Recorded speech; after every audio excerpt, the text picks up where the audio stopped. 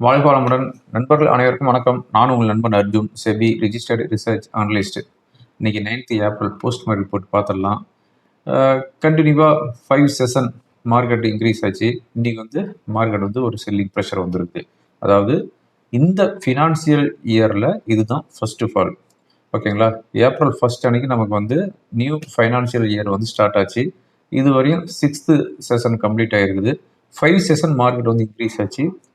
இந்த ஃபினான்ஷியல் இயரில், அதாவது 26-27 இந்த ஃபினான்ஷியல் இயரில் இதுதான் நமக்கு first of all 22,700 24,100 yesterday high. இன்னைக்கு 23,700 அரௌண்ட் செட்டில் ஆயிருது.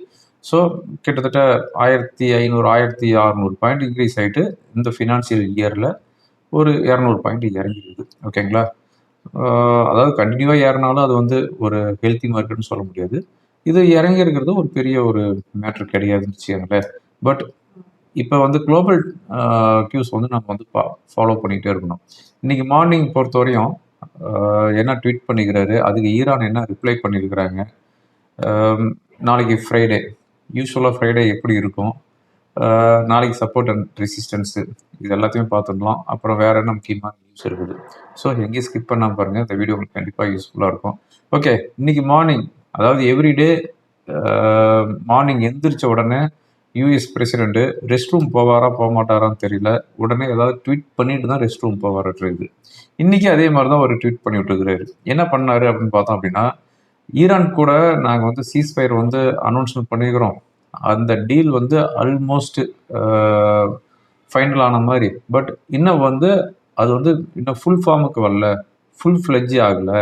அதனால் இந்த ஃபார்மில், அந்த டீலில் நாங்கள் சைன் பண்ணுற வரையும் ஈரானை சுற்றி எங்களுடைய இராணுவ வீரர்கள், விமானங்கள், கப்பல்கள், இது எல்லாமே சோல்ஜர்ஸு, இது எல்லாமே ஈரானை சுற்றி இருக்கும். இந்த டீலில் ஏதாவது ஒரு ட்ராப் ஆச்சு அப்படிங்கிற பட்சத்தில் இமீடியட்டாக இவங்க அட்டாக் பண்ணுறதுக்கு ஆரம்பிச்சிடுவாங்க. ஆனால் அது நடக்கிறதுக்கு வாய்ப்பு இல்லை, வாய்ப்பு குறைவு தான் அப்படின்னு சொல்லிக்கிறாரு. அதாவது குழந்தையும் கிள்ளி விட்டு தொட்டிலையும் ஆட்டுற கணக்காக இந்த மாதிரியான ட்வீட் பண்ணிக்கிறாருன்னு வச்சுக்கோங்களேன். இது மார்னிங் பண்ணார். இன்னைக்கு ஈவினிங் ஈரான் என்ன ஒரு ஸ்டேட்மெண்ட் கொடுத்துருக்குறாங்க அப்படின்னா, சீஸ்ஃபயர் அனௌன்ஸ்மெண்ட் பண்ணிக்குது, அமெரிக்காவும் அனௌன்ஸ்மெண்ட் பண்ணிக்கிறாங்க, இஸ்ரேலு எல்லாமே தான் அனௌன்ஸ்மெண்ட் பண்ணிக்குது, நாங்களும் அக்செப்ட் பண்ணிட்டோம். ஆனால் இந்த சீஸ்ஃபயரை அனௌன்ஸ்மெண்ட் பண்ணதுக்கு அப்புறம் இஸ்ரேல் லெபனானை அட்டாக் பண்ணிட்டு இருக்கிறாங்க. இது ஒரு ஒப்பந்த விதி மீறலாகும் அப்படின்னு சொல்லிட்டு, நாங்கள் இப்படி சைலண்டாகவே இருப்போம் அப்படின்னு நினைக்காதீங்க அப்படின்ட்டு ஈரான் ஒரு ஸ்டேட்மெண்ட் கொடுத்துருக்குறாங்க. ஓகேங்களா? ஸோ இந்த 2 ஸ்டேட்மெண்ட் தான் இப்போ நம்ம வாட்ச் பண்ண வேண்டிய ஸ்டேட்மெண்ட்டு. இந்த 2 ஸ்டேட்மெண்ட் வந்ததுக்கப்புறம் பிரெண்ட் குரூடு $94 நியர்லி இருந்தது, இப்போ $100 வந்துருச்சு. ஓகே, இப்போ கொஞ்ச நாளைக்கு முன்னாடி யூஎஸ் பிரசிடென்ட் ட்ரம்ப் என்ன சொல்லிட்டு இருந்தாரு, இந்தியா பாகிஸ்தான் போரை நான் தான் நிறுத்தினேன் அப்படின்னு கிட்டத்தட்ட ஒரு 30-40 தடவை சொல்லிட்டாரு. இப்போ புதுசாக ஒருத்தர் முளைச்சிருக்கிறாரு. யார் அப்படின்னா, பாகிஸ்தானுடைய பிரைம் மினிஸ்டர். அவர் என்ன சொல்றாரு, அமெரிக்காவுக்கும் ஈரானுக்கும் இருக்கிற போரை நான் தான் நிறுத்தினேன், இது உலக நாடுகள் எல்லாமே பாகிஸ்தானை எங்களை கொண்டாடிட்டு இருக்கிறாங்க, ஆனால் இந்தியாவை தவிர அப்படின்னு சொல்லிட்டு இருக்கிறாங்க. ஆனால் இந்தியா எங்களை ரொம்ப எச்சரிக்கையாகவே பார்த்துட்டு இருக்கிறாங்க அப்படின்ட்டு ஒரு ஸ்டேட்மெண்ட் கொடுத்துருக்காரு. இது ப்ளூம்பர்க்கில் வந்திருக்குது. ஓகே, இந்த கலைபரத்துக்கு மத்தியில் எஸ்டர்டே பொறுத்தவரையும் யூஎஸ் மார்க்கெட் என்னாச்சு அப்படின்னு பார்த்தோம் அப்படின்னா, கிட்டத்தட்ட 3% ஹையில் போயிருக்குது. நாஸ்டாக் இண்டெக்ஸ் 2.8%, S&P 500 2.5% ஹையில் போயிருக்குது. பட் இப்போ யூஎஸ் ஃபியூச்சர் 150 பாயிண்ட்ஸ் டவுனில் தான் ட்ரேட் ஆகிட்டு இருக்குது. இன்னைக்கு மார்னிங் பொறுத்தவரையும் ஜாப்பனீஸ் நிக்கி 0.75% டவுனில் க்ளோஸ் ஆகுது. ஹேங்செங் இண்டெக்ஸ் 0.5% அண்ட் ஷாங்காய் இண்டெக்ஸ் 0.65% டவுனில் க்ளோஸ் ஆயிருக்குது. நம்ம கிஃப்ட் நிஃப்டி நியர்லி 100-150 பாயிண்ட்ஸ் டவுனில் தான் இண்டிகேட் பண்ணிட்டு இருந்துச்சு. அதே மாதிரி தான் ஓப்பன் ஆச்சு. 23,920 அரௌண்டில் ஓப்பன் ஆகிட்டு 24,700 23,760 செட்டில் ஆயிருது. ஃபைனலாக சென்செக்ஸ் 931 பாயிண்ட்ஸ் டவுனில் க்ளோஸ் ஆயிருது, 1.2%. நிஃப்டி 222 பாயிண்ட்ஸ் டவுனில் க்ளோஸ் ஆகுது, 0.93%. 23,775 செட்டில் ஆகுது. ப்ராடர் டிசஸை பொறுத்தவரையும் mid and small cap almost ஃப்ளாட்டாக தான் க்ளோஸ் ஆகுது. செக்டார் வைஸ் பொறுத்தவரையும் oil and gas, PSC, auto, infra, consumer durables, media, private bank இதெல்லாமே 0.5% to 2% டவுனில் போயிருக்குது. மெட்டல், பவர், ஃபார்மா 0.5% to 1% ஹையில் க்ளோஸ் ஆகுது. ருபி 92.66 செட்டில் ஆயிருது. அதாவது எஸ்டர்டே வந்து 92.58 இருந்தது, கிட்டத்தட்ட 11 பைசா டிப்ரிசியேட் ஆயிருக்குது. ஓகேங்களா, இதுதான் போஸ்ட்மார்ட் ரிப்போர்ட்டு. முக்கியமான நியூஸ் அப்படின்னு பார்த்தோம் அப்படின்னா பாம்பே ஸ்டாக் எக்ஸ்சேஞ்ச். நான் மெனி டைம்ஸ் சொன்னேன், ஃபேவரட் கம்பெனி. அது மட்டும் இல்லாமல் இப்போ போன வாரம் கூட ஒரு வீடியோவில் சொல்லியிருந்தேன், மார்க்கெட் இறங்கி இந்த ஸ்டாக்லாம் வந்து ஸ்ட்ராங்காக சஸ்டெயின் ஆகிட்டு இருக்குது அப்படின்னு சம் ஸ்டாக்ஸ் சொன்னேன். அதில் வந்து இந்த பாம்பே ஸ்டாக் எக்ஸ்சேஞ்சும், அதுக்கு அடுத்ததாக வந்து பிலிஸ் ஜிவிஎஸ் அப்படின்னு ஃபார்மா கம்பெனி, இது ரெண்டுமே ஏறிடுச்சு. இப்போ இன்றைக்கி வந்து Bombay stock exchange all time high வந்து பிரேக் பண்ணியிருக்குது. 3200 அரௌண்ட் வந்துருக்கு, சாரி 3300 இயர்லி வந்துச்சுன்னு நினைக்கிறேன். இப்போ வந்து இதுக்கு ஒரு பாசிட்டிவ் நியூஸ் ஒன்று கொடுத்துருக்குறாங்க. என்னன்னா, செபி வந்து அப்ரூவ் பண்ணிக்கிறாங்க. என்னன்னா, ஐடி இண்டெக்ஸ் ஃபோக்கஸ்டு அப்படின்ட்டு டெரிவேட்டிவ் வந்து லான்ச் பண்ணுறாங்க. இதில் வந்து 14 ஐடி ஸ்டாக் இருக்கும் அப்படின்னு சொல்லியிருக்காங்க. இப்போ எப்படி என்எஸ்சியில் வந்து ஐடி இண்டெக்ஸ்னு இருக்குது, அது மாதிரி வந்து பிஎஸ்சிலையும் வந்து பிஎஸ்சி ஃபோக்கஸ்டு ஐடி இண்டெக்ஸ் அப்படின்னு லான்ச் பண்ண போகிறாங்க. இதுக்கு வந்து செபி வந்து அப்ரூவ் கொடுத்துருக்குறாங்க. ஓகேங்களா, இது வந்து பிஎஸ்சிக்கு வந்து ஒரு பாசிட்டிவ் நியூஸ் தான். அதுக்கப்புறமா வந்து national stock exchange June month செபியில் அப்ளை பண்ணுறதா ஒரு மெசேஜ் கொடுத்துருக்குறாங்க. ஸோ செபியில் வந்து அவங்க ஜூன் மந்த் அப்ளை பண்ணுறாங்க அப்படிங்கிற பட்சத்தில் அது வந்து ஒரு 2 மாதம் ஆகும் செபி வந்து அது அப்ரூவ் பண்ணுறதுக்கு. அவங்க அப்ரூவ் பண்ணனதுக்கு அப்புறம் லிஸ்டிங்க்கு வருவாங்க. ஓகேங்களா, ஸோ ஜூன் மந்த் எண்டுக்குள்ளே என்எஸ்சி செபியில் வந்து அப்ளை பண்ண போகிறாங்க. இன்னைக்கு வந்து ஃபாரின் இன்ஸ்டிடியூஷனல் இன்வெஸ்டர்ஸ் 1711 crore வந்து செல் பண்ணிக்கிறாங்க. டெய்லி செல் தான் பண்ணுறாங்க, பட் அந்த பவர் வந்து குறைச்சிருக்கிறாங்க. ஓகேங்களா, அதான் முன்னெல்லாம் வந்து 7000 கோடியிலேருந்து 10,000 கோடி வந்து செல் பண்ணிட்டு இருந்தாங்க. மார்க்கெட் நல்லா கிராஷ் ஆகிட்டு இருந்துச்சு.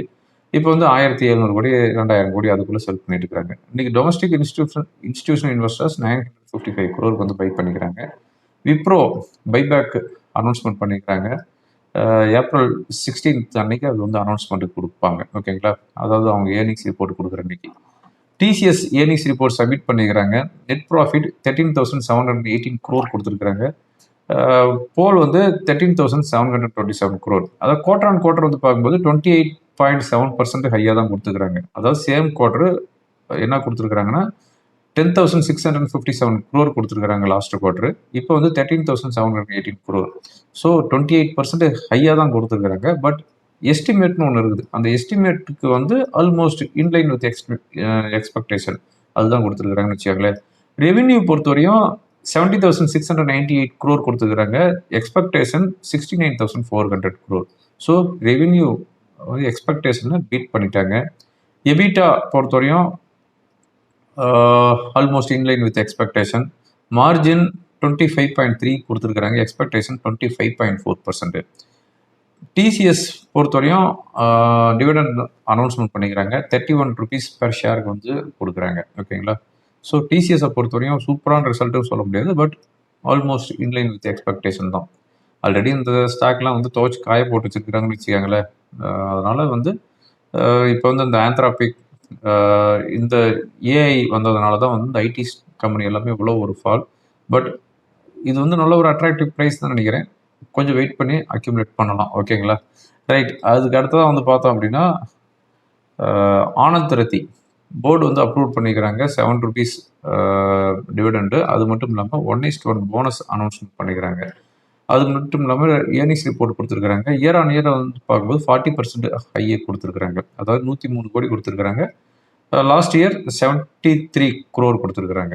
ரெவென்யூ பார்க்கும்போது 30% இன்க்ரீஸ் ஆகிருக்குது. ஓகேங்களா, so Anand Rathi 1:1 bonus announcement பண்ணிக்கிறாங்க. இப்போ ரீசெண்டாக வந்து ஏஞ்சல் 1 போனஸ் கொடுத்தாங்க. அவங்களும் வந்து 1:10 கொடுத்தாங்கன்னு நினைக்கிறேன். அது ஒரு ஷேருக்கு 10 ஷேர் போனஸ் கொடுத்தாங்க. ஓகே, இதுதான் இப்போ இருக்கிற முக்கியமான நியூஸு. ஓகே, இப்போ இருக்கிற முக்கியமான ஈவெண்ட் என்ன அப்படின்னு பார்த்தோம் அப்படின்னா யூஎஸ்ஏடைய ஜிடிபி கொடுத்துருக்குறாங்க. அதாவது இப்போ வந்திருக்கிற டேட்டாவை பார்த்தோம் அப்படின்னா 0.5% கொடுத்துருக்குறாங்க. ப்ரீவியஸாக இருந்தது 4.4%. ஸோ குவார்டர் ஆன் குவார்டர் வந்து பார்க்கும்போது ஜிடிபி வந்து ரொம்பவும் குறைவாக தான் கொடுத்துருக்குறாங்க. அவங்களுடைய ஃபோர்காஸ்ட் 0.7%, வந்திருக்கிறது 0.4%.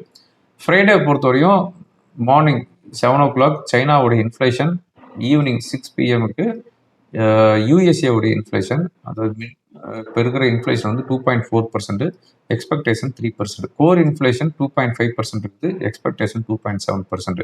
ஸோ அவங்களுடைய எக்ஸ்பெக்டேஷனை வந்து 3%க்கு வந்துருச்சு இன்ஃப்ளேஷனை பொறுத்த வரையும்.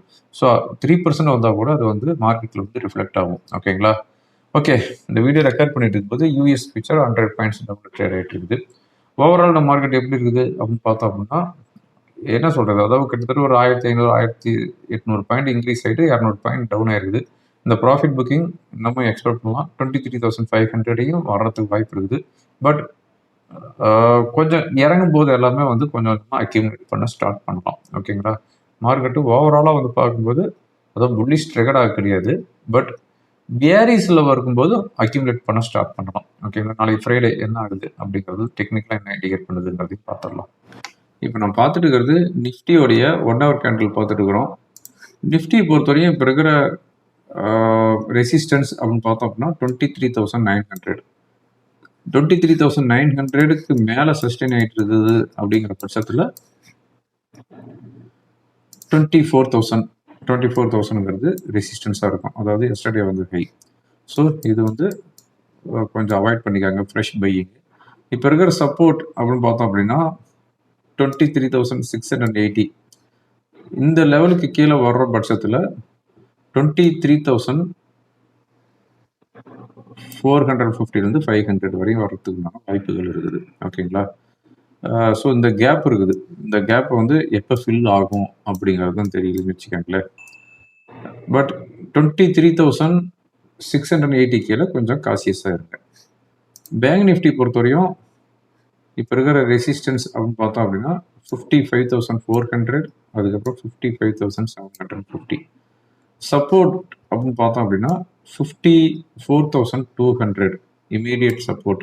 ஓகேங்களா, 54,650க்கு கீழே இருந்துச்சுன்னா 54,200 வரை வர்றதுக்குனால பாசிபிலிட்டிஸ் இருக்குது. ஓகே ஃப்ரெண்ட்ஸ், இந்த வீடியோ உங்களுக்கு ரொம்ப யூஸ்ஃபுல்லாக இருக்கும்னு நினைக்கிறேன். யூஸ்ஃபுல்லாக இருந்துச்சு அப்படின்னா ஃப்ரெண்ட்களுக்கு ஃபாலோ பண்ணுங்கள். தேங்க்யூ ஃபார் வாட்சிங். வாழ்க வளமுடன். வாவ், இந்த இன்ஃப்ளூயன்சருக்கு 1 million ஃபாலோவர்ஸ் இருக்காங்க. ஆமா, அதனால தான் நான் இவர் சொல்ற டிப்ஸ்ல பணம் போட போறேன். அதிக ஃபாலோவர்ஸ் இருந்தா அவர் சொல்ற நிதி ஆலோசனையும் சரியாயிடுமா? ஆனா அவர் இலவசமா ஆலோசனை சொல்றாரு. யோசிங்க, இலவச ஆலோசனைக்கு பின்னாடி அவருக்கு வேற ஏதாவது பலன் இருந்தா?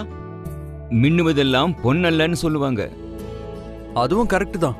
ஆலோசனைய ஃபாலோவர்ஸை பார்த்து இல்ல, திறமையை பார்த்து கேளுங்க. அதோட செபி ரெஜிஸ்டர்ட் இன்வெஸ்ட்மெண்ட் அட்வைசர் கிட்ட மட்டும் கேளுங்க.